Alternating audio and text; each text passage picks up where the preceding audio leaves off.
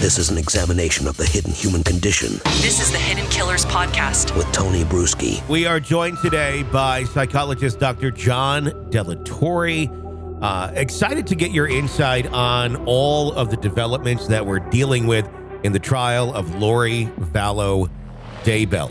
I should note that we recorded this conversation at a specific timestamp because there's going to be a lot of moving parts as these days continue to roll forward. The recording of this happened right before we got into closing arguments. So everything is being spoken on from that perspective. With that being said, first question I have for John in this conversation is, have you been at all surprised by the fact that the defense really did not do much defending when it came to be their turn? They defended against Cross, but at the end they said, we don't think you guys put up an adequate prosecution of this, so we're resting as well. I do, because while I think that they may have, there's definitely an argument to be made that Lori wasn't the one that actually had her hands on and actually committed the murders directly. Well, I think there's an argument to be made there.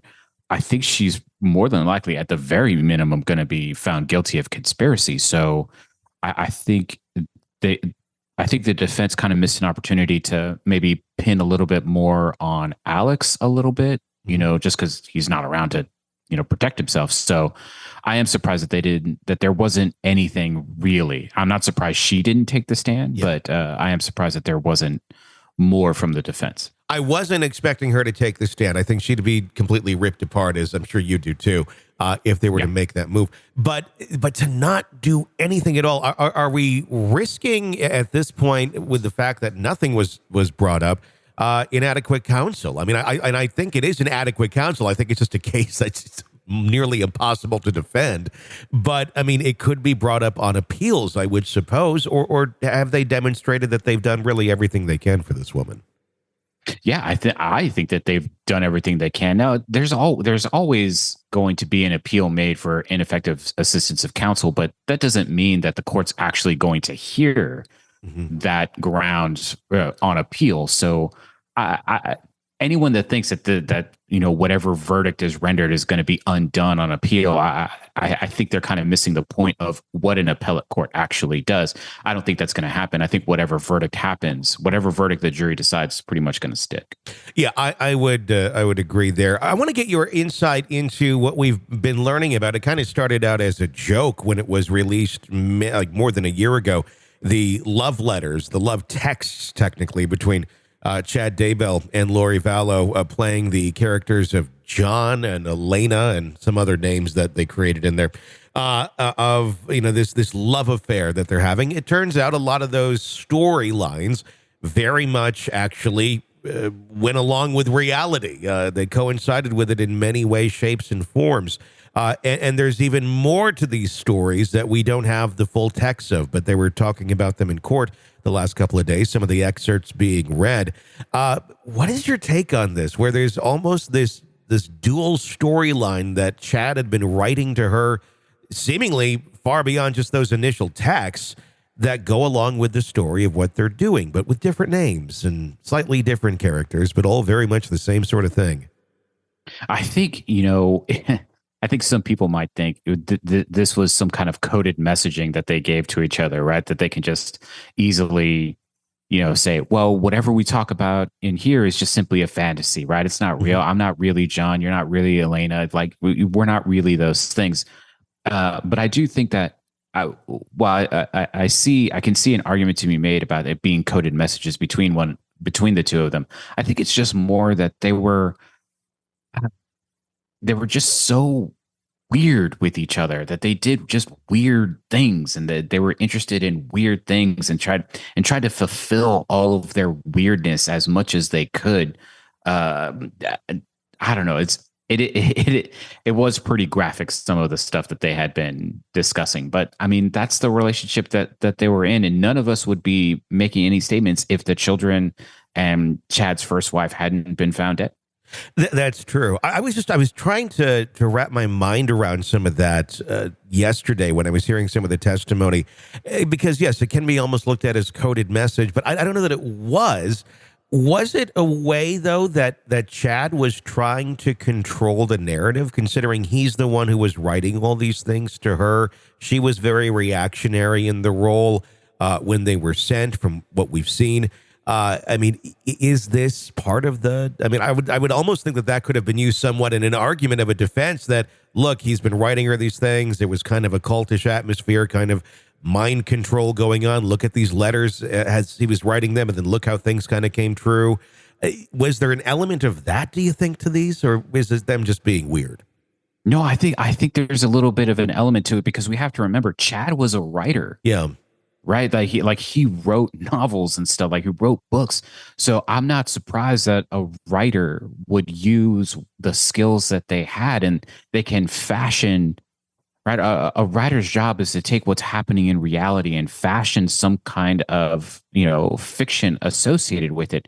So it's certainly possible that he's taking all of these ideas of what he wants, or he's seeing everything that's happening around him, and he fashions a narrative that he knows will control Lori. And Lori, wanting to have that kind of attention, simply falls in line with it and just, moves it further the way that she knows how. I mean, it goes into the world of, I think, cultish type control. Have there been examples of this in the past where people use? I mean, obviously, there's like the Bible and things of that nature in modern religion, but I guess more so the breakoffs, the kind of one-offs where we're going to create this sort of thing on a smaller scale. Yes, of course, I can. As I ask this question, are there other examples? The Book of Mormon, the Catechism. There's all sorts of, Martin Luther. There's all sorts of modern, or not really modern, but, more mainstream breakoffs. Have you seen it used on a cult level, on smaller levels like this? I mean, if we want to break away from religion, we talk about, Goebbels and the Nazi regime creating propaganda. Sure. Propaganda is everywhere. Mm-hmm. And I think that's one of the things when it comes to individuals who want to manipulate and coerce, they have to find a persuasive method, right? A messaging system that they know will get the people that they want, and using the central route to persuasion, which is things like writing and things like messaging, to get it out there in order to fulfill the gap in the person that they're trying to manipulate. Now, sometimes it's written down, sometimes it's an oral history, sometimes it really just kind of depends. And individuals who are good at this, or who are good at manipulating people, don't just do it one way. They do it all different kinds of ways, right? They find that thing. And sometimes it helps to have it written down, because then the person can take it with them and have it with them as if it's a leash that the cult leader can use to have a reign on the person that they are trying to coerce. It's more powerful, I would say, than just someone speaking and them having a conversation. And here's what I want you to do, or here's the latest on the story of John and Elana. It truly does create something that can be looked back and reviewed and ruminated on. It's a powerful thing, it seems, that he knew that he had. Maybe he wasn't as powerful at vocalizing these things and controlling people that way, but he certainly seemed to have something going on with writing, albeit he was a horrible writer.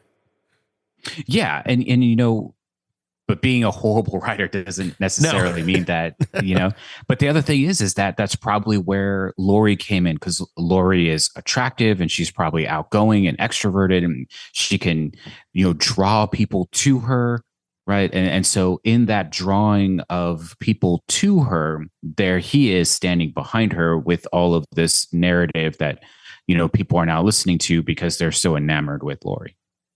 It is shocking. What's your thoughts on, as we learn more in the last handful of days through testimony, of some of the other characters in the lives of Lori and Chad, specifically Zulema, who was married to Alex? We're looking at call logs and such of when certain people died and the amount of communication seemingly going on between the survivors of this. Now, of course, it could be, oh my gosh, so-and-so died. We're going to have a lot of conversations about this. Or I'm starting to wonder or speculate, are some of these other individuals that we've seen on the stand that were close to them at one point in time that have now disowned them, you think there's more that some of them may have been involved or at least had knowledge of the extreme behaviors, specifically the murders that were taking place around them? I think number one, there was probably a gut feeling within them that they knew something else was happening. I think some of them probably knew more than they let on.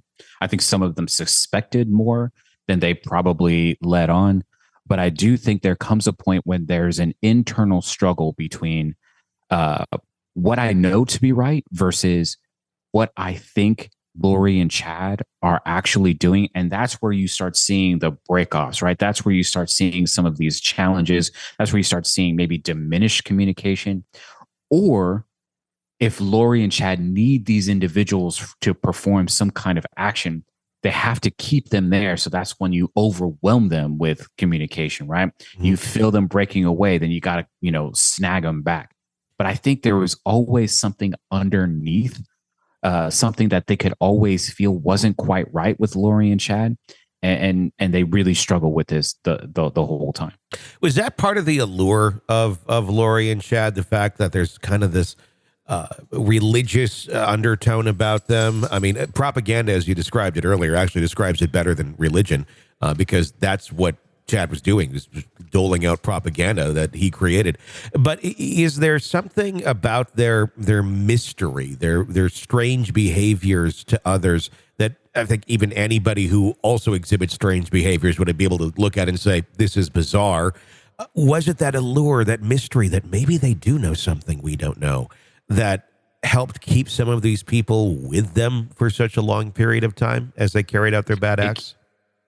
Yeah, it can be, especially if you're someone that needs something like that, or you want something like that, or you want to feel connected to something larger than you, or you're interested in a larger philosophical mystery, right? That if you're someone that likes those kinds of things, or needs those kinds of things, or wants those kind of things in order to feel fulfilled, you find here an attractive, woman that seems bubbly and extroverted, and then you have this guy who's deeply philosophical and constantly thinking about these kinds of things.